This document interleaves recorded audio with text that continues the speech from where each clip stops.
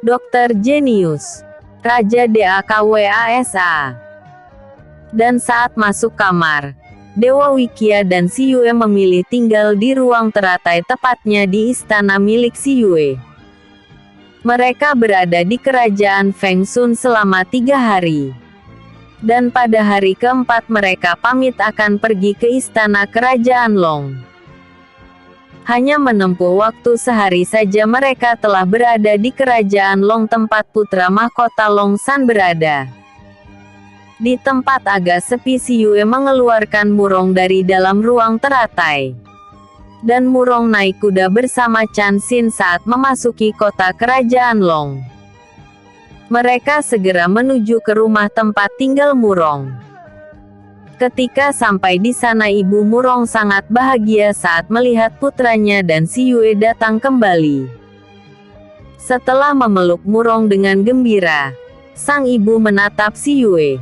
"Nak, kau datang juga," ucap Nyonya Meira. "Iya Bu. Apa kabar?" ucap Si Yue menyapa. "Kami baik. Ayo masuk dulu," ucap ibu Murong. Mereka segera masuk ke rumah Nyonya Meira. Mereka bercakap sebentar. Setelah itu mereka pamit ingin mencari penginapan karena hari sudah menjelang malam.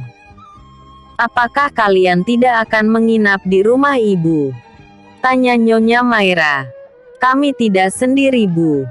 Ada 16 orang, jadi maaf kami tidak bisa tinggal di sini," ucap Si Yue.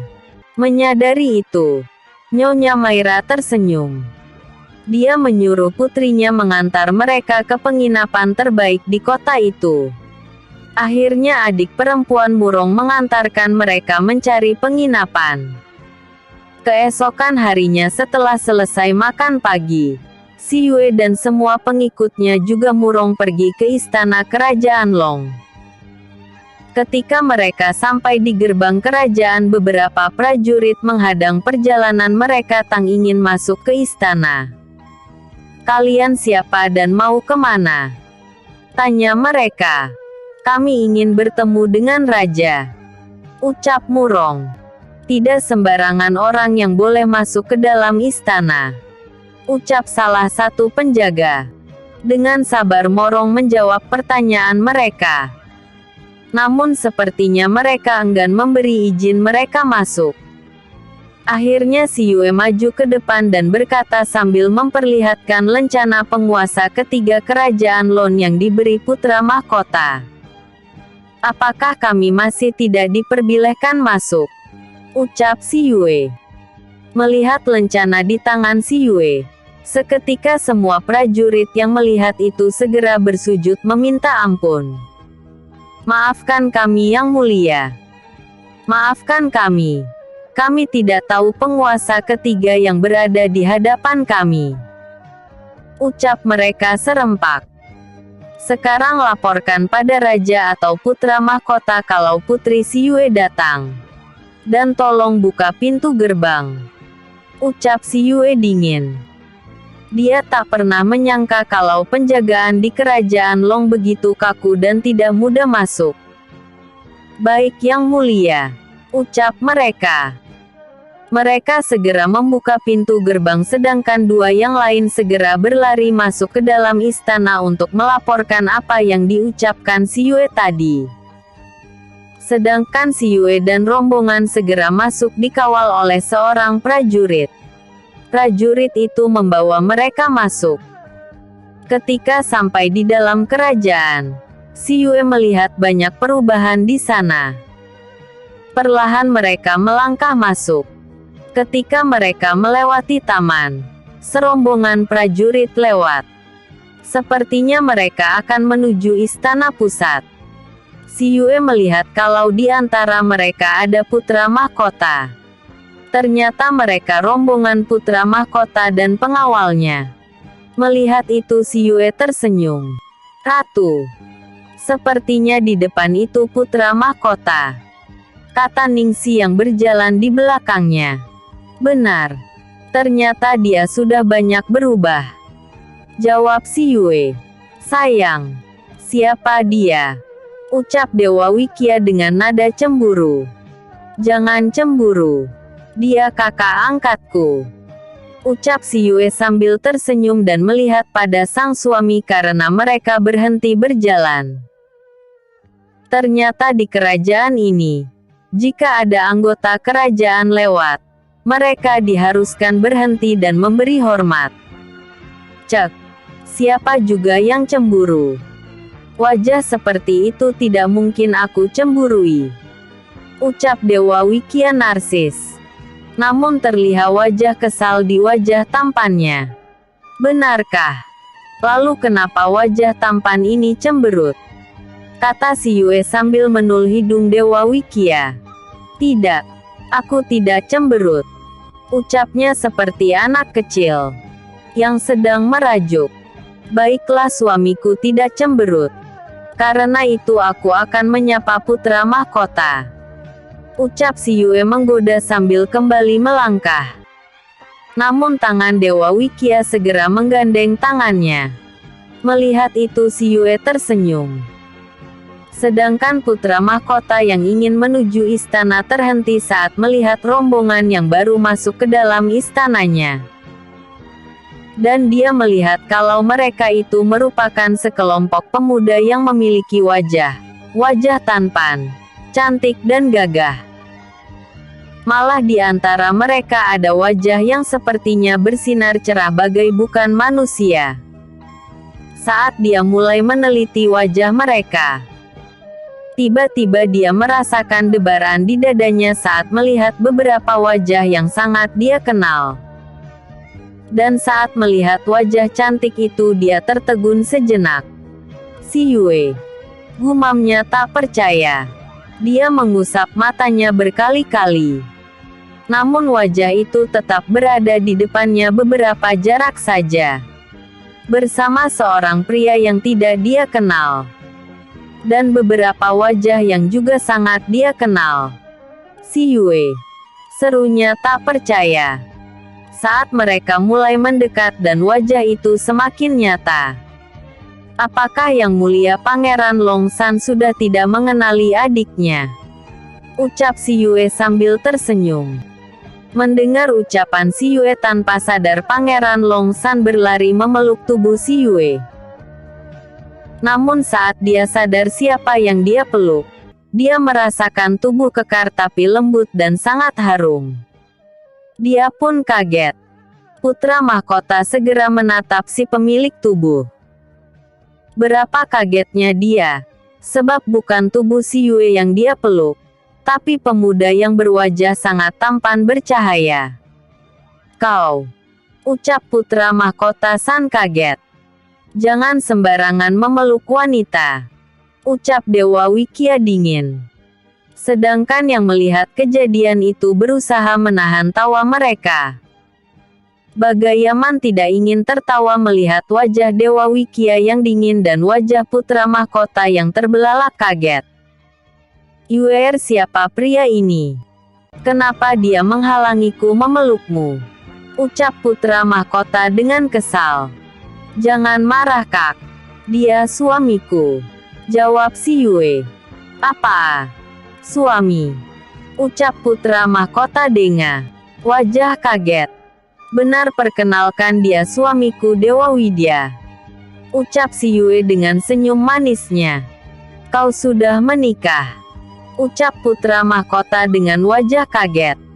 Benar kak. Dan dialah suamiku. Ucap si Yue memperkenalkan sang suami. Ah, maaf ya. Aku tidak tahu kalau adikku sudah menikah. Ucap putra mahkota. Ada perasaan ikut bahagia di dalam hati putra mahkota melihat gadis yang dia sayangi telah memiliki suami. Dia mengepalkan tanganmu di depan dada dan membungkuk memberi hormat. Iya, aku maafkan. Makanya jangan sembarangan memeluk wanita. Ucap raja dengan wajah kesal. Maaf. Tapi aku kakak dia. Ucap putra mahkota dengan wajah terlihat tak terima. Han. Sudah. Ucap si Yue lembut sambil mengusap tangan yang telah memegang kembali jemari tangannya. Selamat ya Yuer. Kakak ikut bahagia. Ucap putra mahkota Long. Terima kasih Kak. Dan apakah aku tidak dipersilahkan masuk ke istanamu? Ucap si Yue menggoda. Ah, hampir lupa. Ayo kita menghadap ayah. Ucap putra mahkota Lon San. Mereka segera masuk ke dalam istana pertemuan. Dan saat Kasim mengumumkan kedatangan putra mahkota, semua orang yang ada di dalam ruang istana pertemuan menatap ke arah pintu masuk. Dan terlihat putra mahkota masuk bersama beberapa orang. Raja yang telah mendengar laporan kalau putri si Yue datang, tadinya sangat heran. Putri si Yue yang mana? Setahu dia putri yang bernama si Yue hanyalah putri angkatnya. Yaitu putri dari alam bawah yang putra mahkota angkat beberapa tahun lalu. Dan gadis itu dia dengar sudah pergi ke alam atas. Lalu putri si Yue yang mana lagi ini? Batin Raja Dewasa ayah dari Pangeran Long San.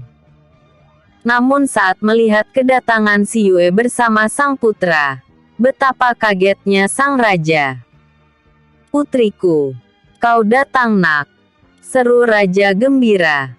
Sampai-sampai dia berdiri dati singgasananya. Salam ayah.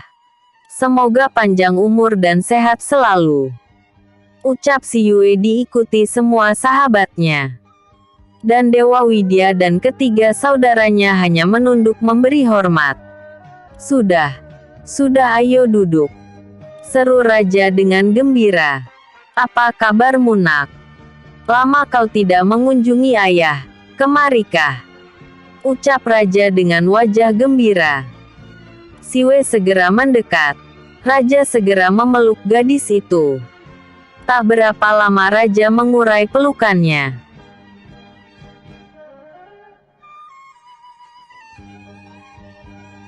Pelukannya. Apakah kau sudah bertemu kakek dan kakakmu? Ucap raja lembut. Sudah ayah. Mereka sekarang ada di sini. Itu mereka ayah. Ucap si Yue. Salam baginda. Ucap kakek si dan ketiga kakak si Yue. Oh ini kakek dan kakakmu. Pantas kau begitu menyayangi kakek dan kakakmu. Lalu mereka ini. Ucap Raja Long dengan menunjuk pengawal, Dewa Wikia. Dan ketiga saudara Dewa Wikia. Dia suami si Yue ayah. Beliau Raja Darga yang mulia Dewa Wikia. Ucap si Yue lembut. Mendengar apa yang dikatakan si Yue, sikap Raja Darga seketika berubah, begitu juga dengan para pembesar kerajaan dan putra mahkota. Mereka segera memberi salam dan memberi hormat. Salam sejahtera yang mulia Raja Darga. Maaf jika kami tidak menyambut dengan semestinya. Ucap Raja Dewasa. Sudah tidak masalah, kembalilah ke tempat duduk kalian. Aku hanya mengantar istriku mengunjungi orang tua angkatnya. Ucap Dewa Widya. Terima kasih yang mulia. Tapi maaf. Kalau boleh tahu, kenapa nama dan wajah Anda sangat familiar bagi kami? Apakah kita pernah bertemu? Ucap Raja Dewasa sambil menatap Dewa Wikia. Benar yang mulia. Kenapa hamba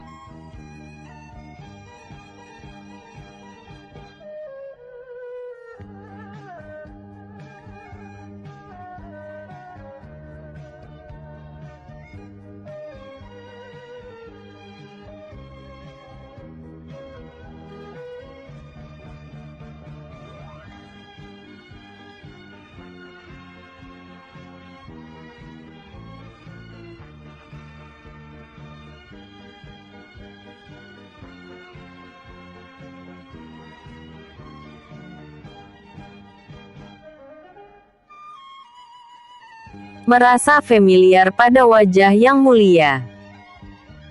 Tanpa mereka sadari sebenarnya mereka melukis wajah Dewa Wikya sang dewa perang mereka pada lambang panji kebanggaan kerajaan. Dewa perang memang menjadi kebanggaan kerajaan Long. Di alam tengah para pemuja Dewa Wikya memang sangat besar. Hingga banyak yang menggunakan panji-panji kebesaran kerajaan dengan ukiran atau lukisan Dewa Perang Wikya. Mungkin kalian pernah melihatku. Tapi sudahlah. Kami kemari bukan ingin membahas diriku, tapi mengantar istriku. Ucap Dewa Wikya mengalihkan masalah. Si Yue pun segera kembali ke tempat duduknya. Mereka pun berbicara sebentar. Dan saat itulah masuk seorang wanita yang berpakaian seperti seorang pitri. Dan dia segera memberi salam dan hormat pada Raja. Yuer, perkembangan ini calon kakak iparmu. Namanya Willy Sunyi. Ucap Raja dewasa. Benarkah? Wah, selamat kak. Aku doakan kau bahagia. Ucap si Yue sambil tersenyum bahagia serta berdiri dan memberi salam pada gadis itu. Namun yang didapatkan oleh si Yue adalah tatapan dan senyuman sinis dari gadis itu. Namun saat melihat Dewa Wikya, dia tersenyum ramah. Melihat itu para sahabat maupun putra mahkota terlihat tidak suka. Apalagi sang suami. Melihat sikap gadis itu, si Yue hanya tersenyum tipis. Dan dia segera duduk kembali dengan tenang. Dia berbisik pada Feng Kui yang ada di pundaknya. Kak, selidiki gadis ini.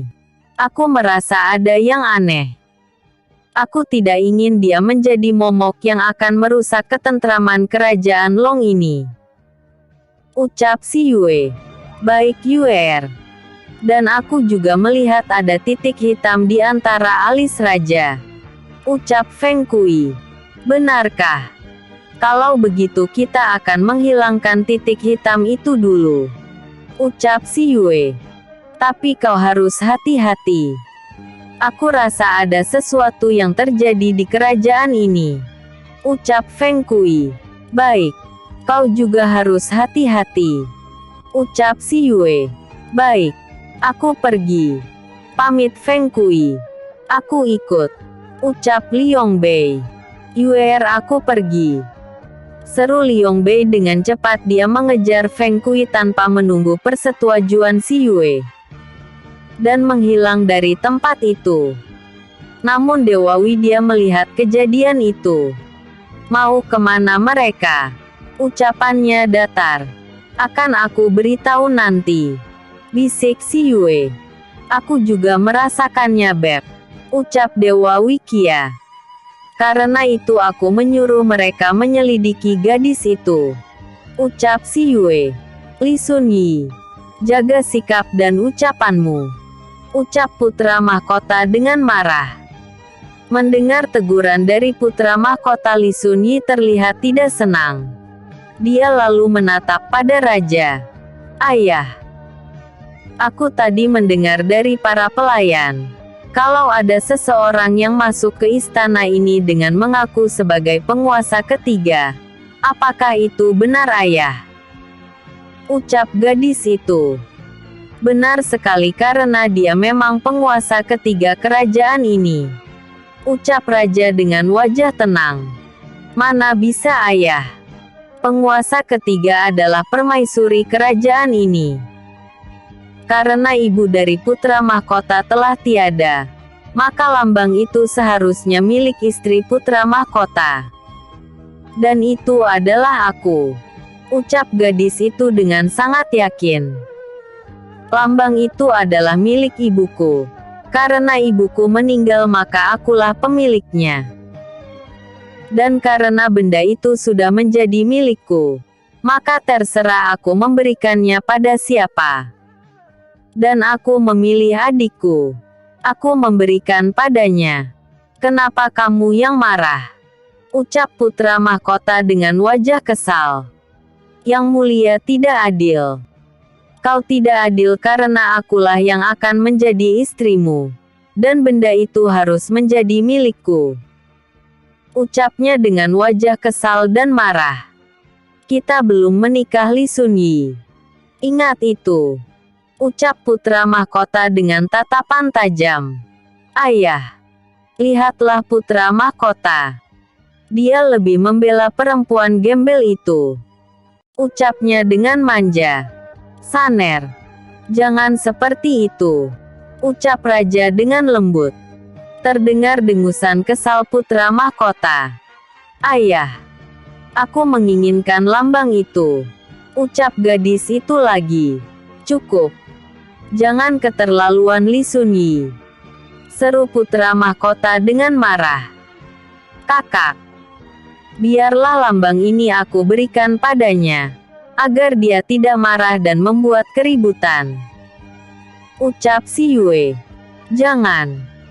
Seru putra mahkota dan raja dewasa bersamaan.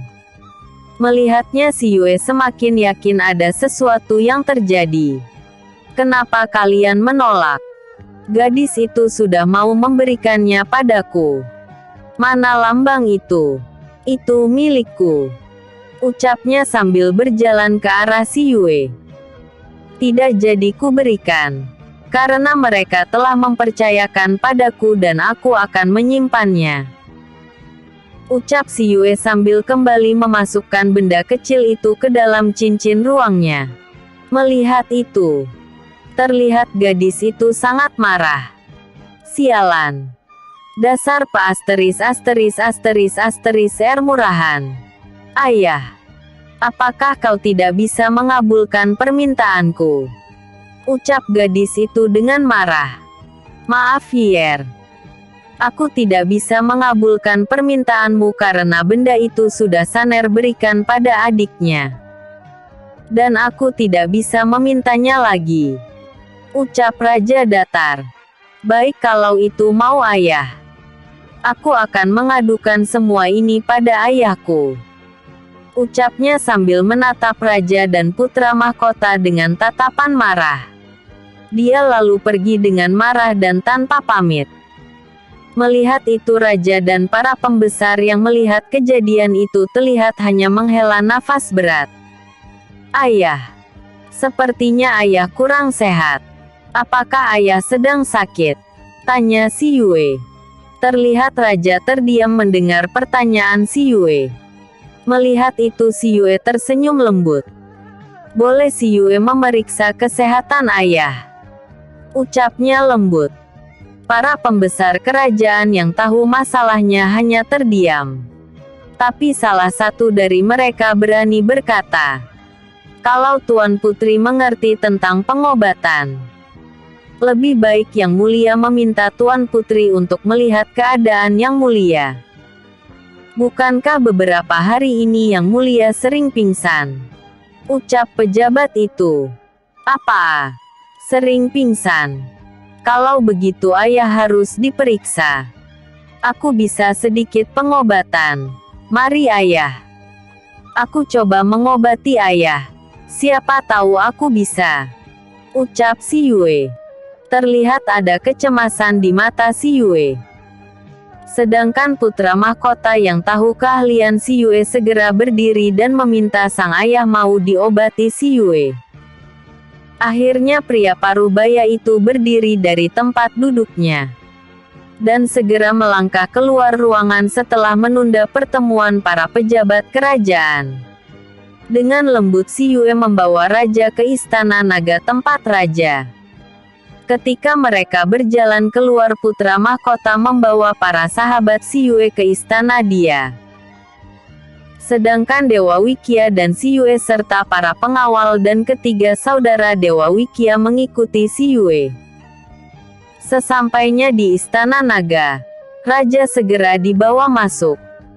Dan ketiga dewa dan dewi tetap mengikuti sedangkan ketiga pengawal raja menunggu di depan.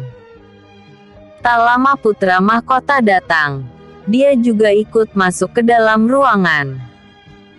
Saat Si Yue melihat sekeliling ruang tidur raja, dia kaget. Ada aura gelap di dalam ruangan itu. Dan si Yue juga melihat kalau dua pelayan raja sangat mencurigakan. Dia segera berbisik pada Tiger. "Kak, tangkap dan sembunyikan dua pelayan di dekat pintu," ucap si Yue. "Baik Yue," jawab Tiger.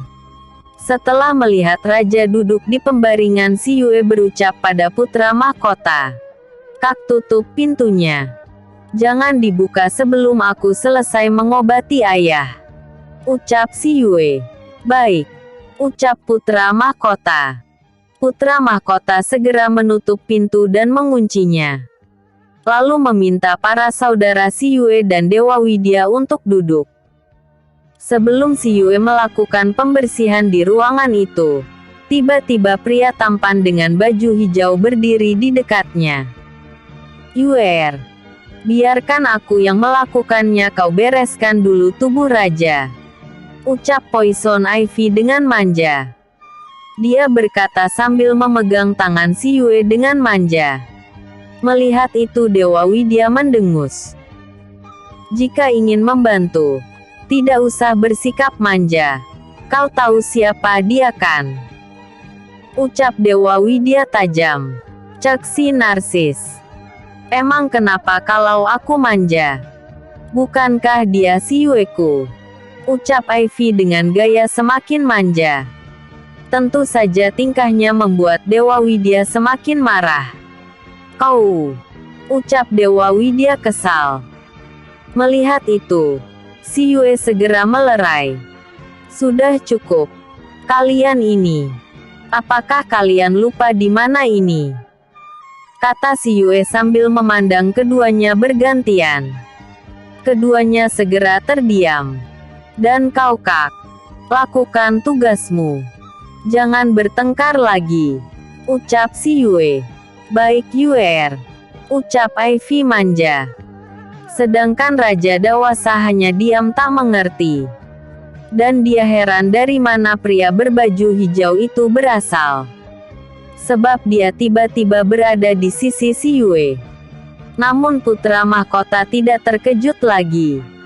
Sebab dia pernah bertemu dengan Ivy. Saat si Yue sedang memeriksa denyut nadi raja, tiba-tiba burung kuning dan ular putih telah sampai dan mendekatinya. Mereka segera berada di tempat favorit mereka. "Sudah selesai?" tanya si Yue. "Sudah. Dan kami telah tahu siapa gadis itu. Dia adalah putri seorang penyihir yang menyamar menjadi seorang pendeta. Dia mengaku tangan kanan Dewa Wikia suamimu," ucap Feng Kui. "Tangan kanan Dewa Wikia?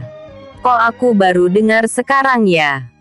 kata si Yue dengan wajah heran. "Benar. Dan dia mengatakan kalau semua ini tugas dari Dewa Wikia," lanjut Feng Kui. "Benar-benar aneh. Lalu apa yang dia lakukan di sini?" tanya si Yue. "Ingin menguasai kerajaan ini.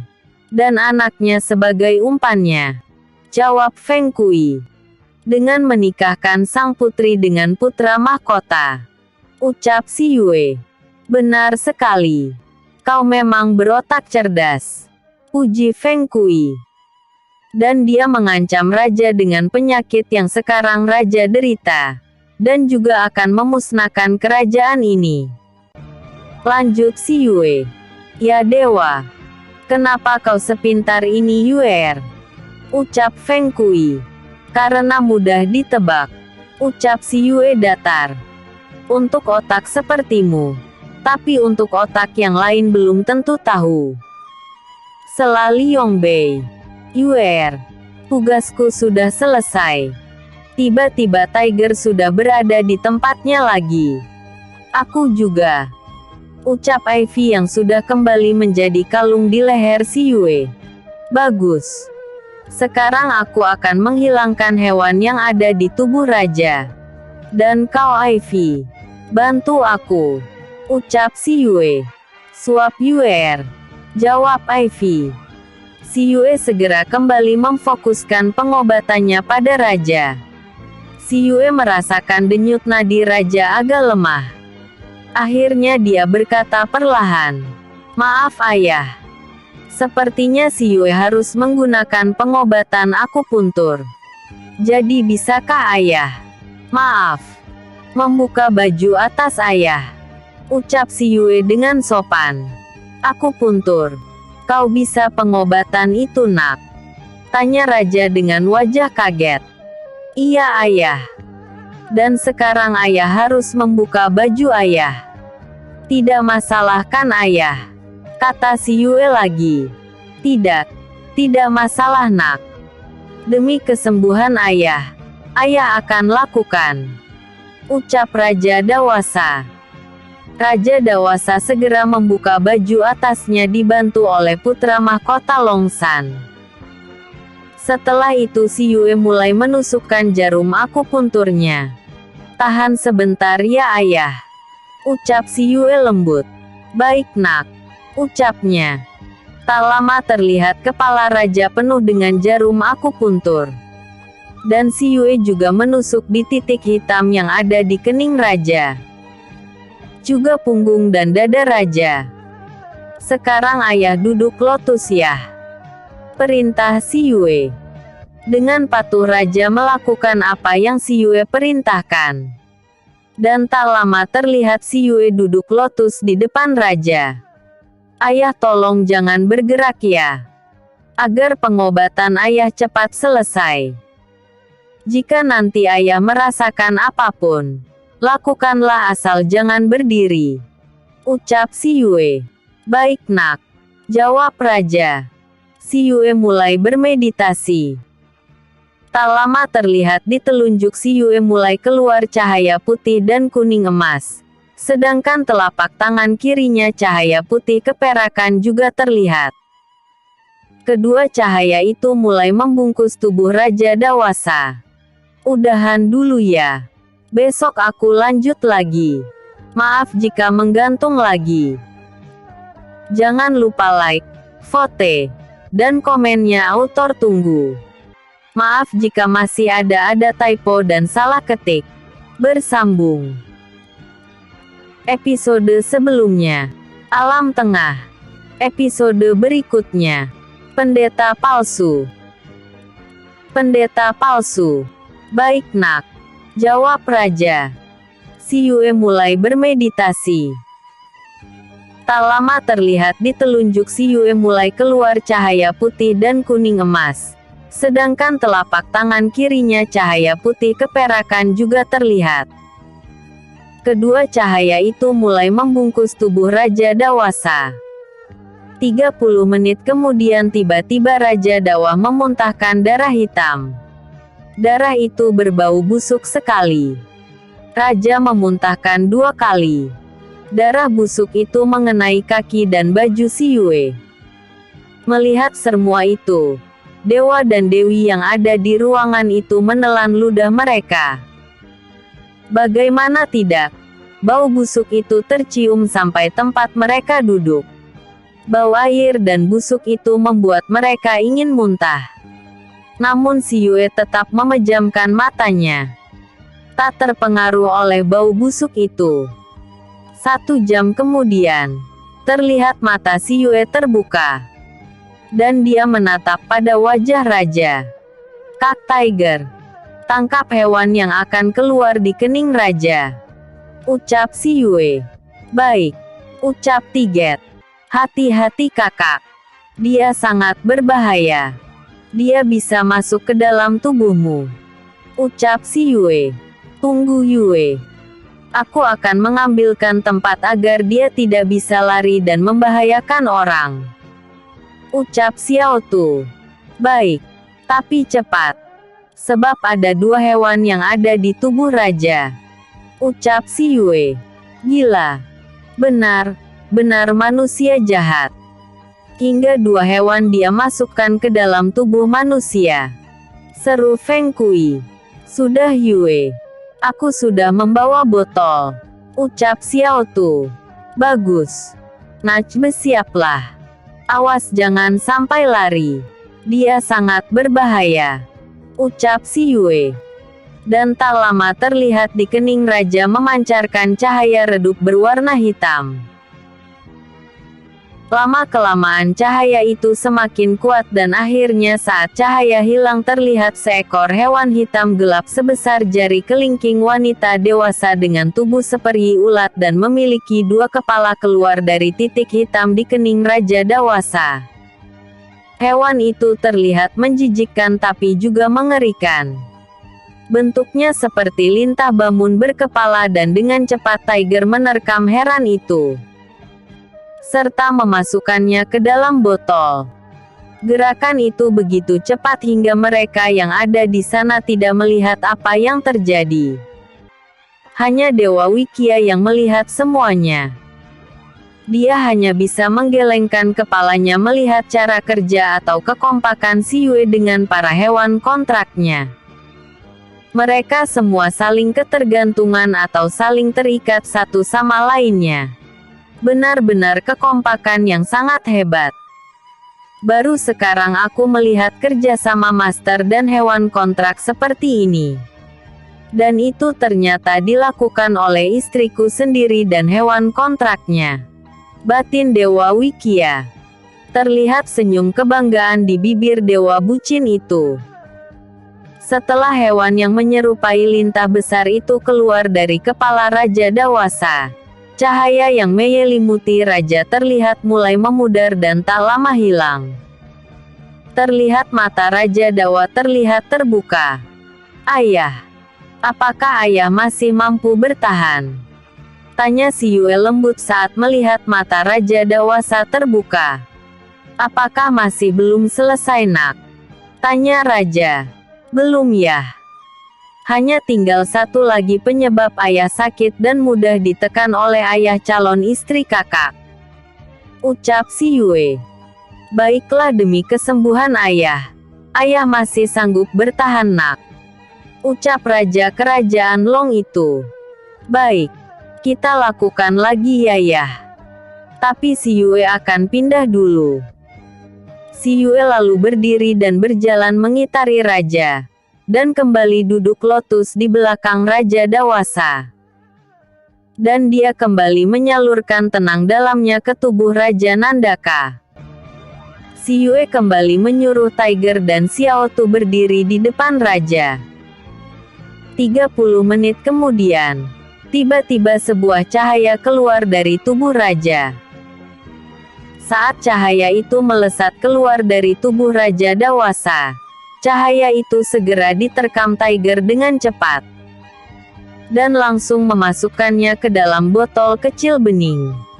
Setelah cahaya itu keluar terlihat Si Yue menarik kekuatannya kembali. Tak lama terlihat Si Yue mencabut jarum akupuntur di tubuh Raja Dewasa. Setelah itu memberi pil dan air suci kepada Raja. Pada saat itulah Liong Bei yang berada di tangan Si Yue berkata sesuatu yang membuat Si Yue terdiam sejenak. Setelah itu terlihat dia kembali merawat Raja Dewasa. Selesai sudah ayah. Apa masih ada yang ayah rasakan sakit? Tanya Si Yue. Tidak nak. Ayah merasakan tubuh ayah segar nak. Terima kasih. Terima kasih kau telah menyembuhkan ayah. Ucap Raja Dewasa. Si Yue merasa seseorang mengusap peluh di wajahnya. Dan ternyata suami bucinnya yang melakukan itu. Terima kasih Han. Ucapnya lembut. Jawab Dewa Wikia sambil masih mengusap peluh sang istri. Sama-sama ayah. Oh ya ayah. Apakah ayah Nona Li Sunyi mengancam pada ayah kalau Dewa Wikia akan menghabisi rakyat dan memusnahkan kerajaan ini jika ayah tidak menuruti semua ucapannya? Tanya raja yang membuat Dewa Wikia menghentikan gerakan tangannya yang sedang mengusap kepala sang istri. Sedangkan Raja Dewasa kaget bukan main atas pertanyaan Si Yue. Nak, kau tahu? Dari mana kau tahu semua itu? Tanya Raja Dewasa dengan wajah heran. Apa maksudmu Beb? Tanya Dewa Wikia pada sang istri. Ada seorang penyihir datang kemari. Dia menyamar sebagai seorang pendeta dan mengaku sebagai utusan Dewa Wikia. Ucap si Yue. Penyihir. Ucap Raja Dewasa. Benar ayah. Dia seorang penyihir dan dia bukan utusan Dewa Wikia. Dia hanyalah penyihir yang ingin menguasai kerajaan ini. Dia memilih kerajaan ini. Sebenarnya dulu dia adalah rakyat ayah. Dia pernah ayah usir karena kejahatannya. Dia pergi merantau dan entah dari mana dia mendapatkan ilmu itu dan kembali ke kerajaan ini untuk balas dendam sekaligus ingin menguasai kerajaan ini. Dan dia menyamar menjadi pendeta dan mengakali atau menipu ayah sebagai utusan Dewa Wikia. Ucap si Yue panjang kali lebar. Mendengar ucapan si Yue, Raja Dewasa tertegun dan dia menatap si Yue dengan wajah bingung, kagum dan heran. Tak lama dia berkata, "Nak, dari mana semua ini kau dapatkan? Kenapa aku yakin ucapanmu adalah kebenaran?" Ucap Raja Dewasa. Karena dia istri dari Dewa Widya sendiri. Dan aku tidak pernah mengutus seorang manusia sebagai utusanku. Ucap Dewa Wikia dengan datar. Mendengar semua ucapan Dewa Wikia, Raja tertegun dan dia menatap pada Dewa Wikia. Begitu juga dengan putra mahkota. Dia kaget bukan main saat mendengar semua ucapan si Yue dan ucapan Dewa Wikia. Mereka berdua menatap pada si Yue dan Dewa Wikia. Terlihat pacaran terang dari tubuh dan wajah mereka membuat kedua orang itu kaget bukan main dan mereka pun teringat dengan ukiran atau lukisan di lambang kekuatan keprajuritan mereka.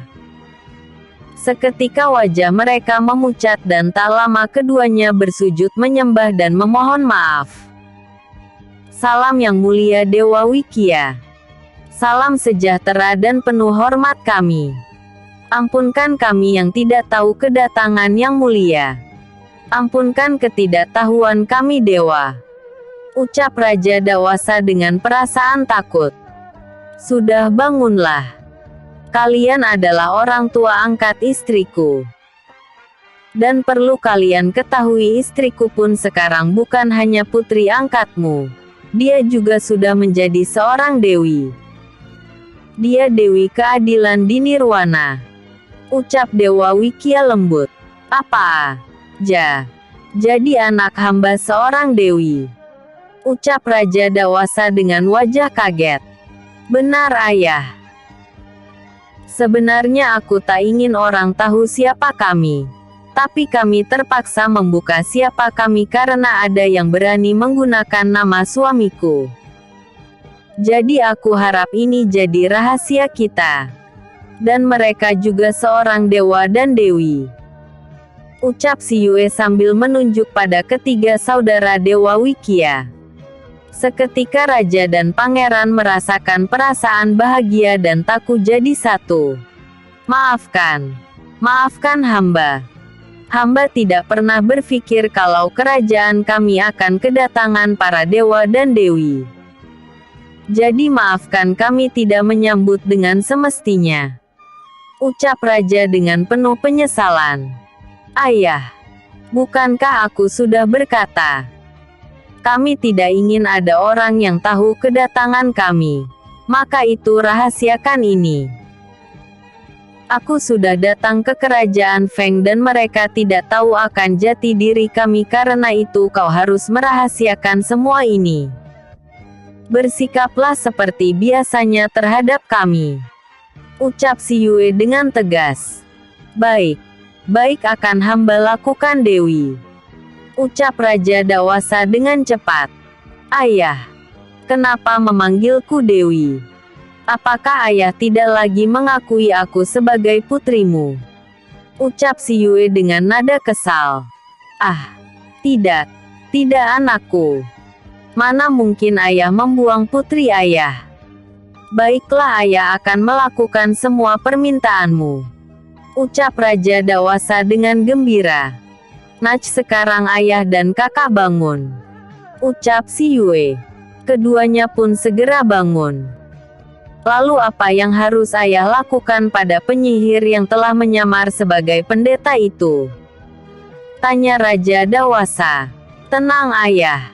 Ayah duduk dulu, ucap si Yue sambil membimbing sang ayah bangun dan mendukung kembali di ranjang. Ayah tenang saja. Kita akan menhebak dia di sini. Sepertinya sebentar lagi pria itu akan datang karena aduan dari sang putri yang masih tak rela lambang ini ada di tanganku. Dia masih menginginkannya. Jadi sekarang ayah tetap saja di pembaringan. Biarkan dia masuk ke dalam ruangan ini. Saat pria itu bertanya, ayah boleh duduk. Hanya duduk ayah. Setelah itu, biarkan si Yue yang menghadapi dan menanganinya. Ucap si Yue lembut. Tidak Beb. Karena dia telah menggunakan namaku, maka dia harus mati di tanganku. Ucap Dewa Wikia. Baik. Terserah suamiku. Ucap si Yue. Oh ya, aku akan menunjukkan benda atau hewan yang keluar dari tubuh ayah. Ucap si Yue. Hewan. Benda. Apa maksudmu nak? Tanya Raja Dewasa dengan wajah heran. Benar Yue. Apa maksudmu dengan hewan atau benda itu? Tanya Pitra Mahkota juga. Sebenarnya yang ada di dalam tubuh ayah, tepatnya di kening ayah, ada hewan ini. Si Yue sambil menunjukkan hewan yang ada di dalam botol kecil yang diberikan Xiao Tu. Melihat hewan itu Raja kaget bukan main. Raja dan Putra Mahkota sampai merinding melihatnya. Dan juga satu lagi, si Yue mengambil botol kecil yang diberikan Tiger. Botol itu berisi hewan sejenis lalat ini. Hewan ini ada di dada ayah. Cara kerja mereka berbeda ayah, tapi fungsinya sama, mempengaruhi ayah. Kalau yang hitam ini, dia menyerap makanan yang dimakan ayah. Dan jika sampai ayah tidak makan, dan dia dalam keadaan lapar, maka dia akan memakan otak ayah. Untunglah semua itu tidak sampai terjadi.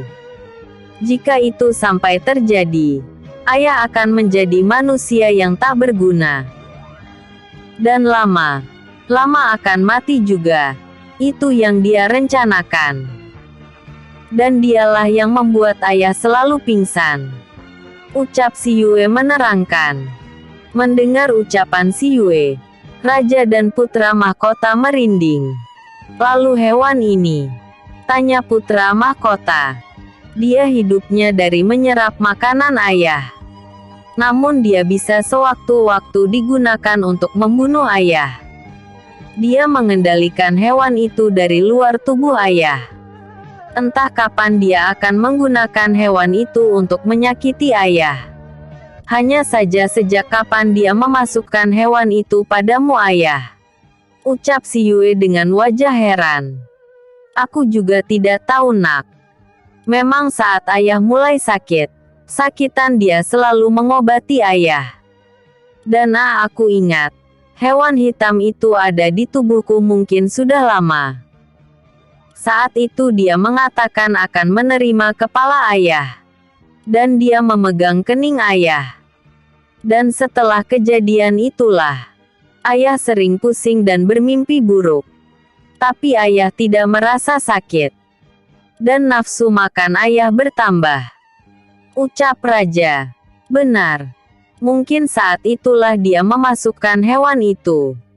Dan hewan yang ini mungkin saat ayah selalu sakit. Dengan alasan menyembuhkan ayah dia memasukkan hewan ini. Ucap si Yue. Benar juga katamu nak. Ucap Raja dengan wajah kagum pada si Yue. Dan kau kak, bukankah adik dari sahabatmu Feng Sun mencintaimu? Dan kau juga pernah menyukainya. Kenapa bukan dia yang jadi menantu ayah? Ucap si Yue sambil tersenyum menggoda. Hei, Kenapa kau membahas dia? Dan kau tahu dari mana semua itu, Yuer? Seru putra mahkota Longsan. Dan terlihat wajahnya memerah karena malu. Hehehe. Itu rahasia dong. Lihatlah ayah. Kau bisa melihat wajah kakak yang memerahkan. Goda si Yue. Yuer. Seru putra mahkota semakin malu. Saner. Kenapa kau tidak mengatakan pada ayah? Ayah pasti akan sangat setuju kau mendapatkan putri sahabat ayah. Ucap Raja Dewasa dengan wajah gembira. Terlihat wajah putra mahkota semakin memerah. Ayah, jangan percaya ucapan Yuer. Dia hanya ingin menggodaku. Ucap putra mahkota. Kak, kalau kau kelamaan menyimpan perasaan di dalam hatimu, kau akan menyesal saat dia diambil orang lain. Ah, kalau kakak tidak mau, bagaimana kalau aku jodohkan saja dengan salah satu sahabatku atau mungkin juga kakakku? Pasti ayah Feng Taoqi setuju. Bukankah adik Jasmine sangat cantik? Ucap si Yue dengan wajah serius. Yuer, jangan macam kau. Seru putra mahkota. Mendengar seruan dari putra mahkota, si Yue tertawa senang. Ya, bilangnya nggak mau. Ucap si Yue sambil masih tertawa. Merasa kena pancing, putra mahkota hanya bisa malu dan wajahnya semakin merah. Dewa Wikia dan ketiga saudaranya hanya bisa tersenyum sambil menahan tawa mereka. Dasar wanita usil. Tapi dia memang sangat cerdik dalam segala hal. Ucap mereka dalam hati. Benar saja, baru saja mereka berhenti tertawa. Terdengar ketukan di daun pintu. Saat pintu dibuka, terlihat Yemai masuk dan melapor kalau ada beberapa pendeta bersama gadis tunangan putra mahkota ingin menemui raja dan putra mahkota.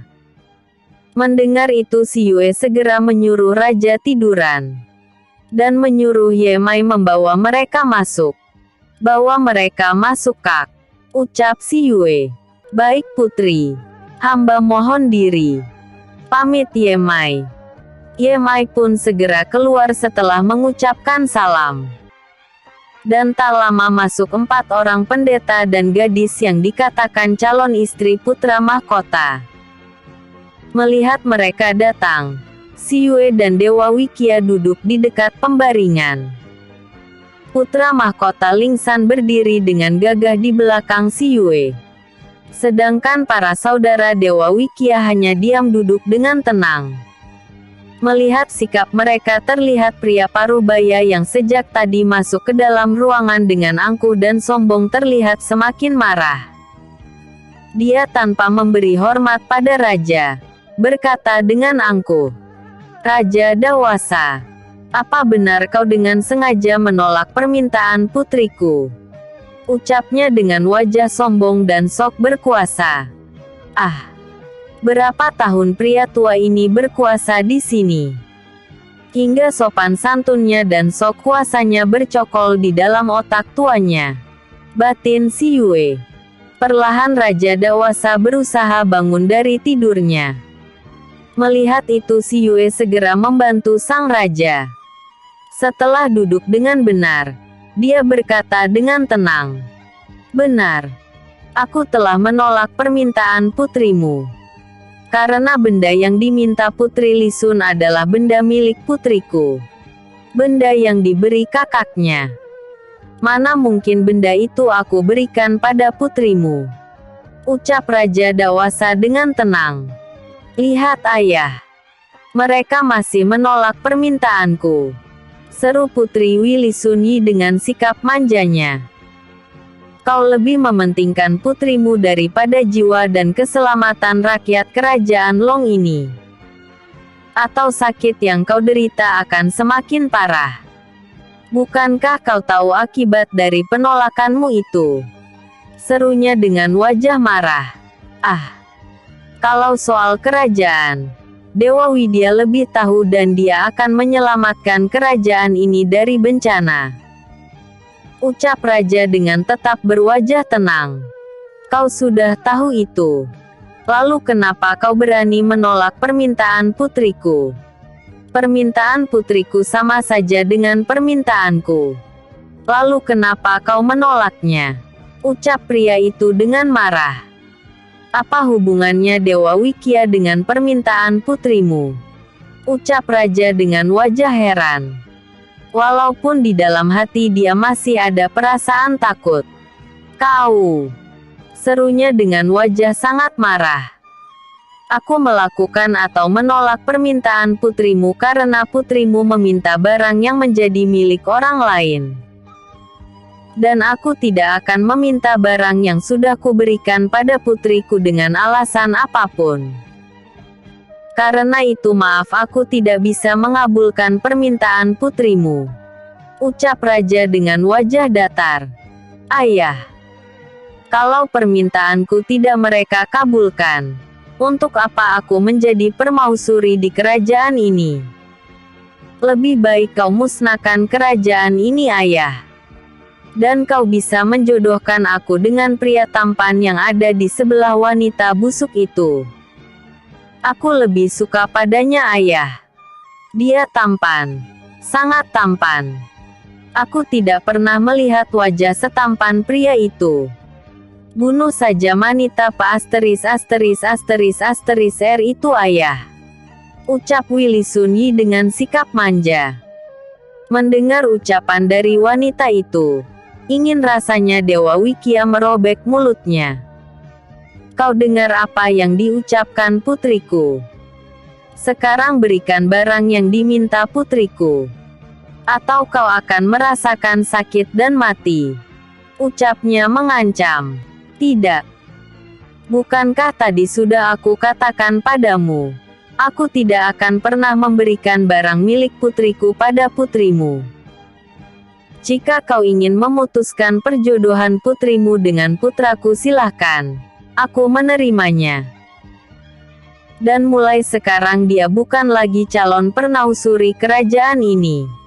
Karena mulai sekarang aku batalkan pertunang mereka. Kasim buat surat pembatalan pertunangan putra mahkota dengan putri Willy Sunyi.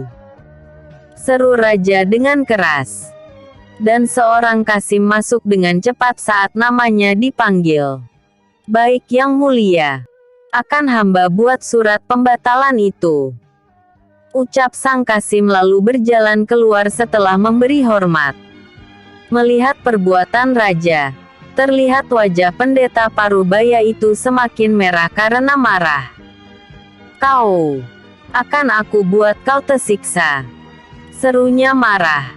Dan dia segera merapal mantra. Namun betapa kagetnya dia, saat dia melihat kalau Raja Dewasa tidak terpengaruh dengan mantrana. Sudah beberapa kali dia mencoba. Namun Raja tak berkutik. Tidak ada kejadian apapun pada raja. Terlihat pria itu bingung. Lalu dia menatap Dewa Wikya. Ternyata kau berani melawanku. Kau berani melawan pendeta utusan dari Dewa Wikya. Kerajaanmu dan rakyatmu akan segera musnah dan kau penyebab semua ini. Teriak pendeta itu dengan marah. Sejak kapan aku mengutus seorang manusia untuk menindas manusia yang lain? Ucap suara dingin Dewa Widya yang membuat terkejut empat pendeta di sana. Terlihat Dewa Wikya menatap mereka dengan tatapan tajam dan dingin. Keempat orang itu seketika menatap ke arah Dewa Wikya. Mereka tertegun melihat wajah tampan dan rupawan yang terlihat bersinar cerah. Siapa kau? Apa maksud perkataanmu tadi? Ucap pendeta gadungan itu. Kau berkata kalau kau utusan Dewa Wikya. Kalau begitu kau pernah bertemu dengan Dewa Wikya kan? Tanya Dewa Wikya dingin. Tentu saja. Aku telah bertemu dengannya. Ucap pendeta palsu itu tergagap. Benarkah? Lalu seperti apa Dewa Wikya itu? Dan di mana dia berada? Ucap Dewa Wikya dengan dingin. Dia berdiri dan mulai mendekati pendeta palsu itu. Apa maksudmu? Tentu saja dia orang yang gagah menakutkan. Dan dia sekarang berada di istananya. Aku bertemu dia di istananya. Ucap pendeta itu dengan wajah memucat. Benarkah? Kalau begitu kau tahu istana Dewa Wikya? Di mana itu? Ucap Dewa Wikya yang semakin dekat dengan pendeta gadungan itu. Hei, pria tampan. Kenapa kau berkata seperti itu pada ayahku? Apakah kau ingin bertemu dengan Dewa Widya? Kalau kau jadi suamiku pasti dengan senang hati ayah akan membawamu ke sana. Ucap gadis itu dengan genit. Dia tiba mendekati Dewa Widya dan ingin memegang tangannya. Tentu saja Dewa Widya semakin marah. Dengan sekali kibas gadis itu melayang dan menghantam tembok kamar dengan keras. Hingga membuat getaran di ruangan itu. Dan tak lama dia memuntahkan darah segar dari mulutnya. "Iyer!" teriak pendeta palsu itu saat melihat keadaan sang putri. Namun saat dia ingin berlari ke arah sang putri, kakinya terhenti. Dan sebuah tangan memegang lengan tangannya. Dan saat dia melihat, ternyata tangan kekar Dewa Wikya menahan tangannya. "Apa yang kau lakukan, Ha? Berani sekali kau menahan langkahku!" teriaknya marah. "Apa yang aku takutkan pada manusia busuk sepertimu? Kau berani menggunakan nama Dewa Widya untuk menipu manusia. Apakah kau tak tahu malu?" Ucap Dewa Wikya dengan dingin. "Lepaskan tanganmu. Semua itu bukan urusanmu." Dewa Wikya saja yang memiliki nama itu. Tidak marah. "Karena aku memang utusannya. Lepaskan tangan kotormu itu dari tanganku. Atau kau akan merasakan akibatnya nanti." Ucapnya dengan sombong. "Benarkah? Kalau begitu aku ingin tahu apa yang akan kau lakukan kalau tangan jelekmu ini tidak kulepaskan." "Baik kalau itu maumu," ucap penyihir itu. Namun sebelum pria tua itu menyerangnya, Dewa Widya membawa penyihir itu keluar. "Aku tidak akan mengotori ruangan kalian," ucapnya sambil melesat pergi. "Yemai, selesaikan wanita itu," ucap Si Yue. "Baik Ratu," ucap Yemai. Si Yue dan ketiga dewa segera mengejar Dewa Wikya keluar. Ternyata dia hanya membawa pria itu keluar dari kamar raja. Dan kini mereka berada di halaman Istana Naga. Raja dan putra mahkota pun segera menyusul mereka. Ketika sampai di sana terlihat pria itu menyerang Dewa Wikya dengan ilmu sihirnya. Dewa Widya hanya mengelak tanpa melepas tangannya yang memegang pria itu. Keributan itu membuat banyak prajurit maupun pelayan istana yang datang. Tak terkecuali para pembesar kerajaan yang belum kembali ke rumah mereka dan datang melihat kejadian itu. "Pangeran Longsan, berapa tahun pria ini membohongi kerajaan ini?" tanya Dewa Wikya. "Hampir 2 tahun yang mulia," ucap putra mahkota. 2 tahun. Cek. "Kau telah menggunakan namaku untuk kejahatan. Karena itu aku tak akan pernah mengampunimu," ucap Dewa Wikya. "Siapa kau ini sebenarnya?" tanya penyihir itu yang kini merasa takut. "Dewa yang telah kau gunakan untuk menipu manusia lainnya," ucap Dewa Wikya. Terlihat pacaran kemarahan di wajah Dewa Wikya. "Tidak. Itu tidak mungkin," serunya ketakutan. "Kenapa? Apa sekarang kau takut? Atau kau tidak percaya denganku?" ucap Dewa Wikya sinis. Terlihat wajah pria parubaya itu pucat pasi. Dia gemetar ketakutan. "Maaf. Maafkan hamba yang mulia. Ampunkan hamba," ucapnya memohon sambil menangis. "Hei, mana sikap sombong tadi ha? Dan ini hadiah untukmu karena kau telah memakai namaku untuk kejahatan." Terlihat cahaya putih keluar dari tangan Dewa Wikya. Dan sinar putih itu memotong lengan tangan penyihir tua itu. "Ah!" Terdengar jeritan dari mulut sang penyihir. Terlihat tangannya jatuh menggelinding. "Dan ini kelancanganmu berani menindas ayah dari istriku," ucap Dewa Wikya sambil menebas kaki penyihir dengan sinar putihnya.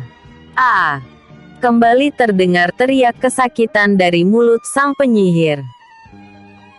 "Dan ini hadiah dariku karena kau telah mendidik putrimu hingga berani memanggil istriku dengan serbutan gembel, ********* dan beberapa kalimat kotor," ucap raja sambil kembali menebas kakinya. "Ah!" Teriakan kembali terdengar dari mulut penipu itu. Si Yue hanya bisa memejamkan matanya melihat kesadisan sang suami. "Dan ini hadiah terakhir dariku karena telah berani menindas rakyat," ucap Dewa Wikya sambil menebas leher pria itu dan melempar tubuhnya.